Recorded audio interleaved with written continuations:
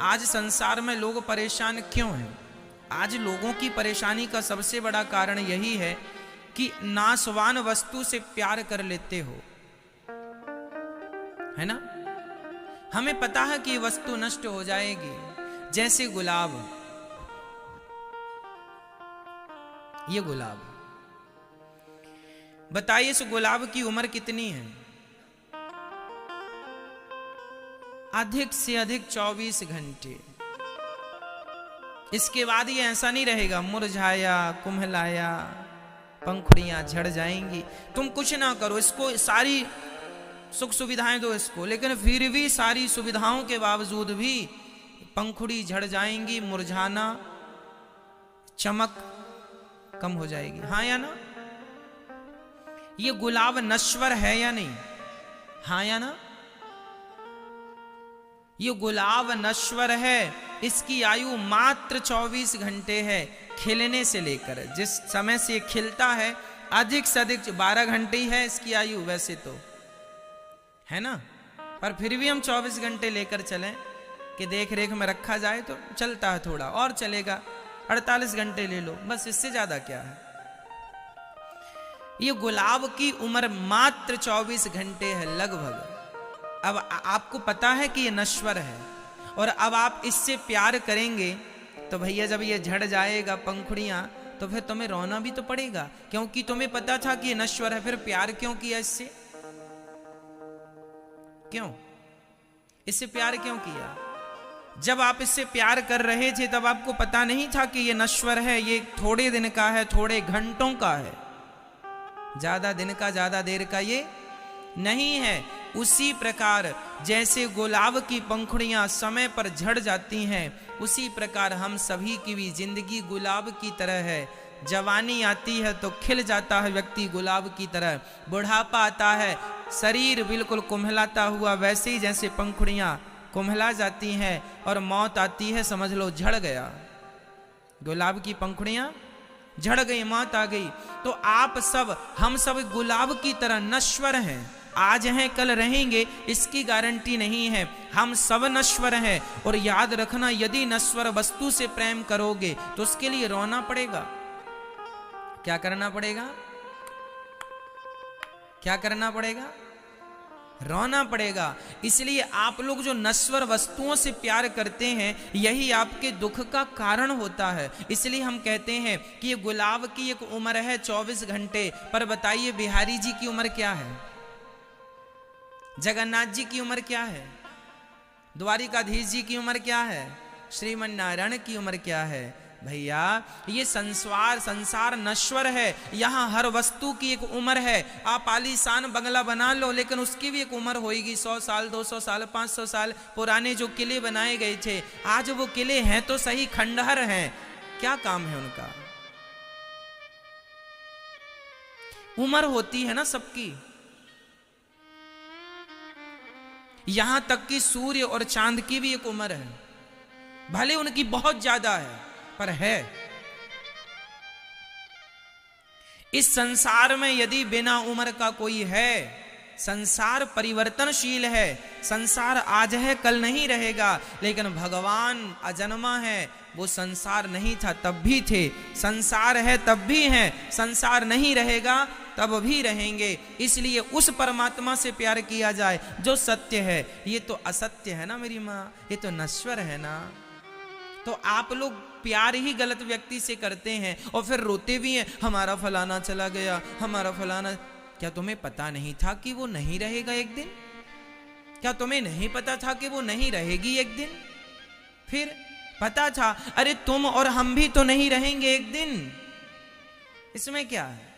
इसलिए हम संसार के लोग सत्य नहीं हैं। ये मैं सच्चिदानंद की व्याख्या कर रहा हूं ऑलरेडी, केवल सच्चिदानंद शब्द की।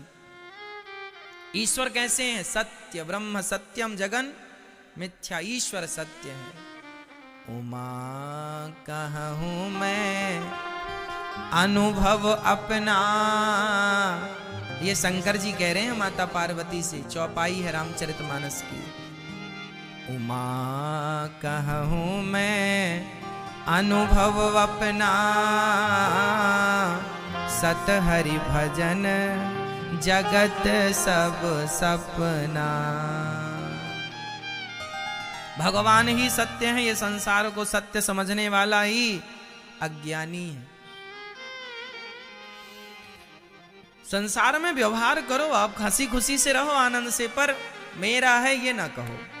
मेरा कौन? मेरे तो गिरधर गोपाल, दूसरों ना कोई। ये सिद्धांत लेके चलो तो ईश्वर सत्य है। अब सत्य चित, अब ये सत्य की व्याख्या है। अभी सत्य की व्याख्या में मैं और बातें कर सकता हूं, आपसे और समझा सकता हूं, पर आप समझ गए ना। एक ही बात को समझाने के लिए अलग अलग मुझे उदाहरण, एग्जाम्पल देने पड़ते हैं। आप लोग समझदार हैं, एक ही एग्जाम्पल से समझ गए कि और दूं? पर्याप्त है मैया कि एक दो और दे दें आपको? मैया इनको देना है एक दो, कह रही हमें दे दो एक दो एग्जाम्पल। मैया आपने सोना पहना है? तो सोना में जो आभूषण है वो सत्य है कि सोना में सोना सत्य है? सोने में आभूषण सत्य होता है कि सोना? आभूषण सत्य नहीं है। आभूषण तो आज है, नहीं रहेगा, पर सोना तो आभूषण बनने के पहले भी था और आभूषण में भी है। और आभूषण भट्टी पर डाल के आप समाप्त करोगे तो आभूषण मिट जाएगा, बट सोना नहीं मिटेगा। उसी तरह मेरी माँ, जैसे आभूषण बनने के पहले भी सोना था, आभूषण में भी सोना है, आभूषण नहीं रहने पर भी सोना ही बचेगा। उसी प्रकार संसार नहीं था तो भी भगवान थे, संसार है तो भी भगवान है, संसार नहीं रहेगा तो भी भगवान रहेंगे। इसलिए वो सत्य है, क्योंकि वो तीनों कालों में रहता है। वो तीनों कालों में रहता है, भूत भविष्य और वर्तमान।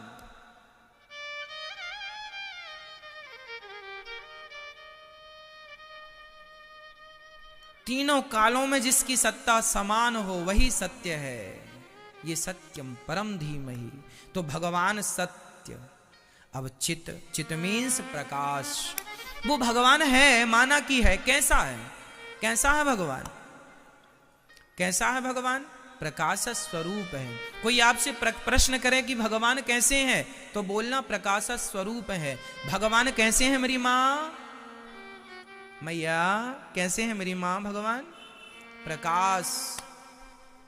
जिनके रोम रोम से प्रकाश निकल रहा है, ऐसे जो सूर्य है ना, सूर्य, एक सूर्य को हम लोग देखते हैं, भगवान के तो रोम रोम में अनेक सूर्य लटक रहे हैं। ब्रह्मांड निकाया निर्मित माया, रोम रोम प्रतिवेद कहें। तो भगवान अनेक सूर्य उनके अंदर हैं। तो भगवान प्रकाश स्वरूप हैं, वो सबके भीतर विद्यमान है। किस रूप में? प्रकाश। प्रकाश मीन्स आत्मा, एनर्जी। साइंस एनर्जी कहता है, आध्यात्म आत्मा कहता है। अन्य लोग अन्य नाम से पुकारते होंगे, हम आत्मा कहते हैं। वो पावर है, वो एनर्जी है, उसे प्रकाश कहते हैं। वो उस रूप में ईश्वर सबज में व्याप्त है। हरि व्यापक सर्वत्र समाना। समान रूप से जितना परमात्मा चींटी के अंदर व्याप्त है, उतना ही परमात्मा ये अनिरुद्धाचार्य के अंदर भी व्याप्त है। उतना ही परमात्मा ये मैया के अंदर है, उतना ही परमात्मा ये बच्चे के अंदर है, उतना ही परमात्मा ये बेटी के अंदर है। सबके अंदर उतनी ही मात्रा में परमात्मा है जितनी मात्रा में एक छोटी सी अणोर अणियान महतो महीयान परमाणु, अणु परमाणु, क्यों?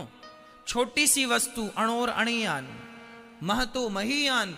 छोटी से छोटी में भी वही परमात्मा, चींटी में भी वही समाया है और हाथी में भी वही समाया है। जितनी मात्रा में चींटी में है उतनी ही मात्रा में हाथी में है। उतनी ही मात्रा, मात्रा उतनी है, क्योंकि वो प्रकाश स्वरूप है ना। तो परमात्मा सबके भीतर समाया है, इसलिए अपने से परमात्मा को अलग ना समझिएगा। तू अकेला नहीं प्यारे, राम तेरे साथ में। हर हाल में भगवान हमारे साथ होते हैं मैया। एक भी घड़ी, एक भी पल ऐसा नहीं है जिस पल, जिस घड़ी ईश्वर हमारे संग ना हो। हर पल हमारे साथ है भगवान। बस महसूस करिए कि ईश्वर हमारे संग है। अच्छा, हम लोगों को क्या लगता है कि हम मेहनत कर रहे हैं, काम हो रहा है, हम मेहनत कर रहे हैं, पैसा आ रहा है। ना जी, ये जो मेहनत आप कर रहे हैं, ये जो काम आप कर रहे हैं, ये जो आपको सफलताएं मिल रही हैं, माना कि आप हो, परंतु आपके संग ईश्वर भी है। यदि ईश्वर ना हो तो बताइए आप क्या कर लेंगे? आत्मा अभी निकल जाए, आत्मा कहे अच्छा टाटा मैं चली, आत्मा गई, तो फिर तुम्हारी आंखें कैसे देखेंगी? तुम्हारे कान कैसे सुनेंगे? कान तो आपके हैं माना कि, पर बिना आत्मा के कान काम कहां करते हैं? बिना आत्मा के आंख काम कहां करती है? बिना आत्मा के पांव कैसे किसके चले बताओ मुझे? बिना आत्मा के किसके पांव चल रहे हैं? किसकी आंख काम कर रही है? किसका दिल धक धक धक धक धड़क रहा है? इसका मतलब शरीर माना कि तुम्हारा है, पर तुम्हारे शरीर में जब तक ईश्वर का पावर ना मिले तब तक तुम्हारा सब डिब्बा है। इसलिए तू अकेला नाही प्यारे राम तेरे, ईश्वर हर पल हर क्षण हमारे संग है। ये मान लेने की बातें हैं, ये चित्त की व्याख्या कर रहा हूं। ईश्वर सर्वव्यापी सब में समाया है, ये चित्त की व्याख्या है। एक दो अक्षर हैं चित्त में, ये चित्त की व्याख्या हो गई। अब सत चित आनंद, आनंद की व्याख्या सुन लो, फिर इन तीनों को हम जोड़ देंगे तो हो जाएगा सत को, चित्त को, आनंद को जोड़ देंगे, क्या हो जाएगा? जोर से बोलिए सच्चिदानंद भगवान की। तो ये सत चित आनंद की व्याख्या है। अभी केवल 3 अक्षरों की 3 वाक्यों की हम व्याख्या ही कर रहे हैं, अभी आगे बढ़ेंगे। आनंद की व्याख्या सुनो। ईश्वर का नाम आनंद है। आप लोग गाते हैं ना, नंद के आनंद भयो, तो भगवान का नाम आनंद है।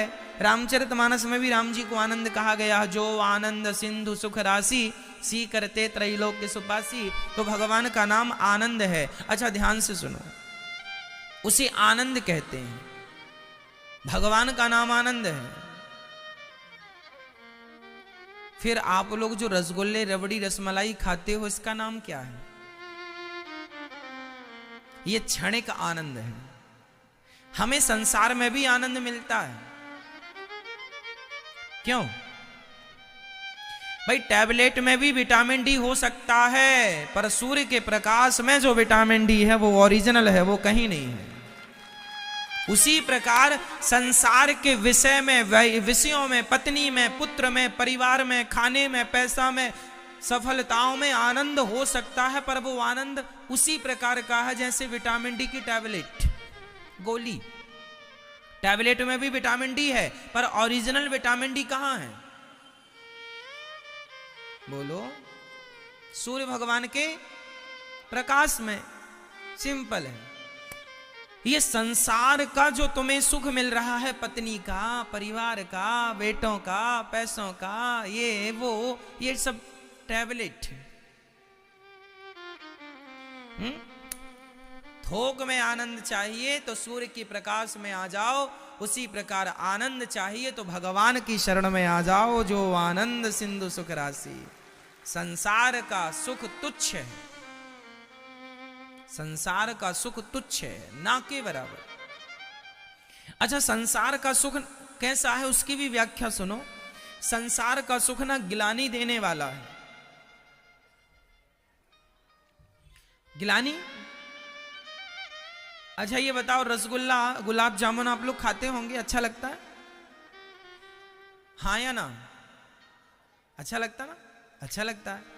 पर हम आपको खिलाते ही जाएं गुलाब जामुन तो आपको घृणा हो जाएगी? भले थोड़ी देर को हो ना जी। अब नहीं, हमने एक खिलाया, मजा, हाँ बहुत अच्छा गुलाब जामुन बना, एक और दीजिए, एक और। हाँ एक और खाया, खा लिया ना गुलाब जामुन, मजा आया। तीसरी खाओ, हाँ हाँ बहुत अच्छा है। नहीं अब नहीं, थोड़ा पेट ठीक नहीं है। नहीं खा लो, खाओ खाओ खाओ। अब आप नहीं खा रहे हैं पर भी ठूस ठूस के खिलाएं, 4-6 और खाओ, और 10-12 और खाओ, और खूब 20-25 खिलाएं। और भैया क्या होगा जब आप जरूरत से ज्यादा खा लेंगे? तो भैया अब नहीं, उल्टी है जाएगी, छोरा पूरी बाहर आ जाएगी गुलाब जामुन। ऐसी होए मैया। तो संसार में जो सुख था, रसगुल्ला गुलाब जामुन में सुख तो था, लेकिन वो जरूरत से ज्यादा हुआ तो वो दुख में तब्दील हो गया। ज्यादा खा लोगे प्राण भी निकल जाएंगे, पेट तो खराब हो ही जाएगा, स्वास्थ्य तो बिगड़ ही जाएगा, जरूरत से ज्यादा खा लोगे। संसार का सुख ऐसा है कि यदि वो जरूरत से ज्यादा आपने ले लिया तो वो दुखदाई भी है। वहां जहां से सुख था वहां से दुख भी है, हाँ या ना? रसगुल्ले में सुख था लेकिन ज्यादा खा लिया तो दुख है कि नहीं? पड़े हो बिस्तर पे, डॉक्टर साहब जरा देखो ठीक नहीं है तबीयत, क्या हुआ? रसगुल्ले ज्यादा खा लिए। एक सज्जन तो इतना खाते थे कि पूछो ही मत। एक सज्जन एक जगह पर खाने गए, उनका निमंत्रण था तो खाने चले गए। तो उनने बहुत खाया, साहब अब बहुत है।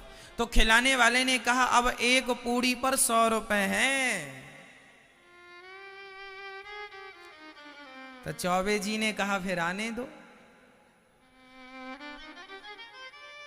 एक पूड़ी पर 100 रुपए हैं तो लाओ, 2 ला दो, अच्छा 200 हो जाएंगे। 200 2 पूड़ी साहब बस अब भर गया। तो सुनो चौबे जी, अब एक पूड़ी पे 500 हैं। अच्छा एक कम करो 2 और लाओ। अब 2 और खाए कब? जब पूरा पैक था तब। अब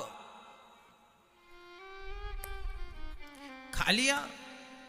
तभी खिलाने वाले ने कहा साहब चौबे जी अब तो एक पूड़ी पर 1000 रुपए हैं। अच्छा एक कम करो, एक और लाओ। एक खा लिया 1000 मिले। अब सुनो जी, अब एक पूड़ी पर 5000 है। 5000 चौबे जी को लगा कौन छोड़े 5000, लाओ भैया एक और लाओ। 5000 वाली पूड़ी खाली एक। खिलाने वाला भी मस्त था, बोला अब 10,000 एक पूड़ी पर। अब ये तब खा रहे हैं जब बिल्कुल यहां तक पैक थे, खाए जा रहे हैं। और अब तो ऐसा हुआ कि उनको बैठा नहीं जा रहा, लेट गए वहीं खाते खाते। तो खिलाने वाले ने कहा साहब एक पूड़ी 15,000 की है। अब तो उनको लगा भैया एक ले आओ, तो लेटे लेटे खा लेंगे हम। लेटे लेटे एक खा लिया। अब खिलाने वाला बोला 20,000 की एक पूड़ी। उनको लग तो रहा था खा लें, पर अब जो खाई थी वो अभी मुंह में यहीं रखी है, उतरी नहीं नीचे, जगह ही नहीं है। अब वो जाए कहां? बोले भैया अब बस करो, बहुत कमाई है गई। अब एक काम करो जल्दी से खटिया बुला दो। क्यों? बोले हम अब चल के जा नहीं सकते अपने घर। खटिया बुलाई गई। बोले अब हमें उठा के इसमें लिटाओ। अब लेटे। अब 4 जन से हमें पहुंचवाओ। अब 4 लोग लेके जा रहे हैं। तभी रास्ते में बोले अरे चौबे जी क्या हुआ, खटिया पर लेटे हो? चौबे जी बोले भैया कुछ नहीं, आज थोड़ा ज्यादा ले लिए हैं, थोड़ा भोजन ज्यादा हो गया है। तो पड़ोसी ने कहा अरे चौबे जी ज्यादा खा लिए तो कोई चूरन वूरन खा लेते। चौबे जी बोले पागल, चूरन की जगह होती तो 20,000 की एक पूड़ी ना खा लेते। मतलब चौबे जी ने इतना खा लिया कि अब तो चूरन की भी जगह नहीं। तो संसार में जहां से सुख था खाने से, वहां से क्या मिला? दुख भी मिला। जिस पत्नी से सुख मिलता है वह पत्नी दुख भी देती है। भाई कभी पत्नी डांट दे पति को, तो कई पत्नियां तो थप्पड़ भी मार देती है, कई सब नहीं। तो बताओ जिन्हें सुख मिल रहा था उन्हें तमाचा भी मिला, ले बेटा प्रसाद। तो जहां से सुख था दुख भी वहीं से है, हाँ या ना? जिस बेटे से सुख था मेरा बेटा वही बड़ा हुआ, दुल्हन को लेके चला गया। जिससे सुख था दुख भी उसी से हुआ। अरे मेरा तो बेटा चला गया, अब तो बड़ी रो रही है माँ। क्यों जी? जहां से सुख था दुख भी वहीं से। आप बस ये समझ लो कि मेरी माँ आज आपकी हंसी की वजह जो है वही कल रोने की भी वजह होगा या होगी। बस ये समझ लो, ये फंडा है संसार का। जहां से आप आज हंस रहे हैं वहीं से आप कल रोएंगे।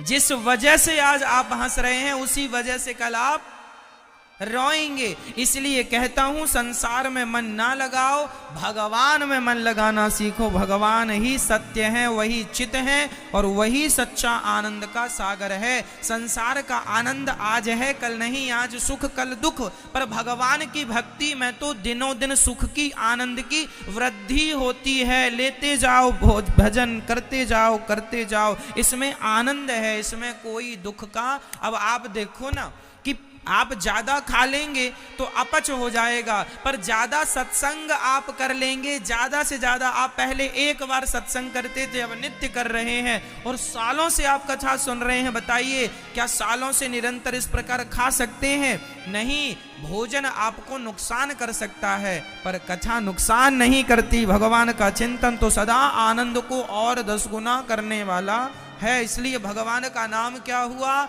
सत प्लस चित प्लस आनंद बराबर। बोलिए सच्चिदानंद भगवान की। ये केवल सच्चिदानंद की व्याख्या थी। अब आगे इस श्लोक में आगे लिखा है विश्वोत्पत्त्यादि हेतवे। विश्व की उत्पत्ति, पालन, संहार करने वाले उन परमात्मा को हम नमस्कार करते हैं। कौन है? जो विश्व की उत्पत्ति, पालन और संहार। भगवान क्या करते हैं? ये दुनिया को बनाते हैं। किस रूप? ब्रह्मा के रूप में, विष्णु रूप में पालन करते हैं और शिव रूप में संहार कर देते हैं, है ना। वो भगवान हमारे समस्त दुखों को दूर करते हैं। तापत्रय विनाशाय। संसार में 3 प्रकार के दुख होते हैं। कौन कौन से दुख? दैहिक, दैविक, भौतिक। तापा राम राज्य काहू नहीं व्यापा।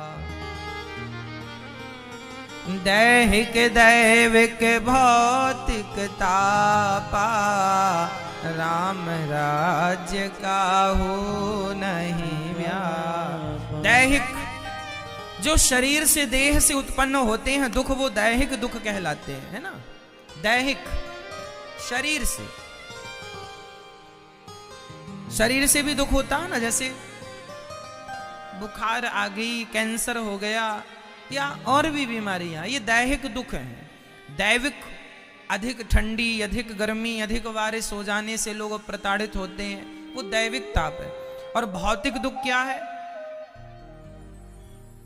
बिच्छू ने डंक मार दिया, सांप ने डस लिया, बैल ने धक्का दे दिया, या भौतिक प्राणियों के द्वारा हमें जो तकलीफ दुख प्राप्त होता या होती है, वो सब भौतिक दुख हैं। जो भगवान की शरण में होता है वो कभी भी किसी भी प्रकार के दुख से दुखी नहीं होता। इसलिए भगवान का चिंतन सदा बना रहे। ऐसे भगवान जो समस्त दुखों का नाश करने वाले हैं, ऐसे भगवान को श्री मतलब राधा के सहित हम सबको नमस्कार करते हैं। राधा कृष्ण भगवान के चरणों में बोलिए कृष्ण कन्हैया लाल की जय। जय जय श्री राधे। ये सिर्फ एक श्लोक की व्याख्या हुई। अभी इस व्याख्या को और बढ़ाते तो और भी बड़ी हो सकती थी। अब ध्यान से सुनिए। यम प्रव्रजंत मनुपेतमपेत कृत्यम द्वैपायनो विरह कातरया जुहाव। पुत्रेति तन्मयतया तर्वोऽभिनेदुस्तं सर्वभूत हृदयं मुनिमानतोऽस्मि।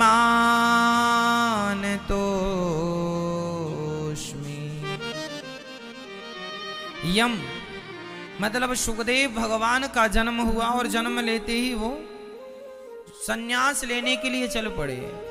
व्यास जी के पुत्र का नाम सुखदेव भगवान है। जन्म लेते ही वो चल पड़े भगवान का भजन करने के लिए। पिताजी रो रहे हैं, बेटा रुक जाओ, पुत्रेति तन्मयतया, पुत्र पुत्र रुक जाओ, भैया रुक जाओ रुक जाओ। तब नहीं रुके सुखदेव जी, तब विरह में डूब करके व्यास जी पुकारने लगे, पुत्र पुत्र। तब वृक्षों से आवाज आई, व्यास जी आप कितने मोही हैं, पुत्र के पीछे दौड़ रहे हैं। हमारे पुत्र तो फल होते हैं, लोग उठा कर ले जाते हैं, हम तो किसी से नहीं कहते कि हमारे बच्चों को कहाँ ले जा रहे हो। हमारे अंदर भी इतना त्याग है और आप इतने ज्ञानी होकर बच्चे के मोह के पीछे भाग रहे हैं। तब वहां कुछ देवांगनाएं स्नान कर रही थी निर्वस्त्र होकर। सुखदेव जी को देखकर उन्होंने वस्त्र नहीं पहने, जबकि व्यास जी को देखकर जल्दी से उन्होंने अपने शरीर को ढक लिया।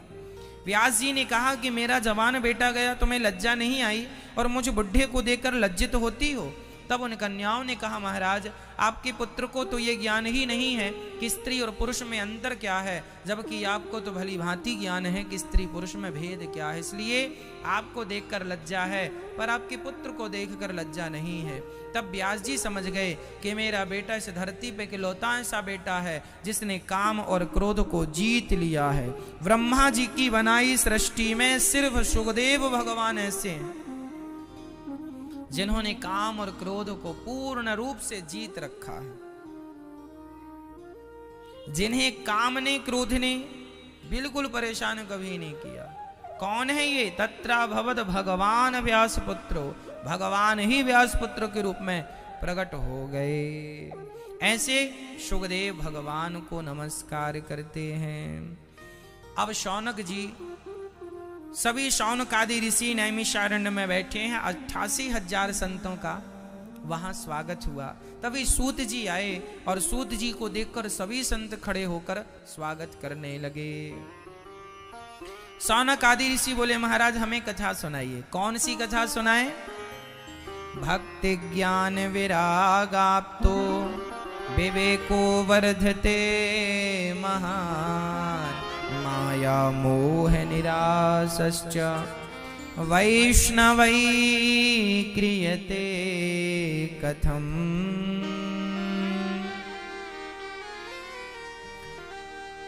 ऐसी कथा सुनाइए जिससे भक्ति बढ़े, ज्ञान बढ़े, वैराग्य बढ़ जाए। शौनक जी बोल रहे हैं। सूत जी ने कहा, ऐसी कथा क्यों सुनना चाहते हैं?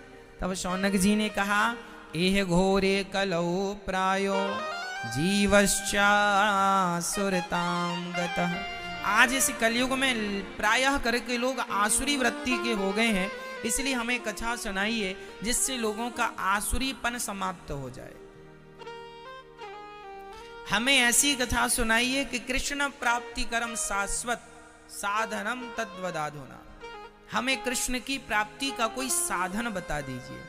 अच्छा एक बात बताओ, आपको यदि कृष्ण की प्राप्ति करनी है तो आज के युग में कृष्ण की प्राप्ति का साधन क्या है, मुझे बताइए। क्या साधन है? आज भगवत प्राप्ति का साधन क्या है? क्या साधन है? केवल भगवान की कथा। इसलिए कथा निरंतर सुनते रहिए, सुनते रहिए। एक कथा ही ऐसी है जो आपको भगवान से जोड़ने वाली है, भगवान तक पहुंचाने वाली है। इसलिए केवल कथा। इसलिए अपने आप को कथा में समर्पित कर दो और कह दो कि प्रभु अब तो जीवन आपके ही हवाले है और आपके ही भरोसे है। जीवन है तेरे हवाले। अब जो है भगवान के हवाले, जो बची जिंदगी है वो भगवान की है बस, है ना। हम कठपुतली तेरे हाथ की, हम तो आपके अधीन हैं, हम तो भगवान के अधीन है। हम कठपुतली तेरे हाथ की, चाहे तू जैसे न चले मुरली मैया वाले, जैसे नचाए वैसे नाचो, सब ही नचावत राम गोसाई, सबको नचाने वाले भगवान हैं। सबको नचाने वाले कौन मेरी माँ? भगवान। इसलिए नाचते रहो, किसके अधीन? भगवान के अधीन होकर, अपने मन की ना करो। अच्छा, हमारे और आपके आज लोग परेशान इसलिए भी हैं, अपने मन की चला रहे, आपके मन की होना ही नहीं है। होई हसोई जो राम रची राखा। जब तुम्हारे मन की होनी ही नहीं है तो काहे अपना मन लगाओ, अपना मन भगवान में लगा दो, फिर भगवान के मन की जो होगी होगी। हम कर्म करें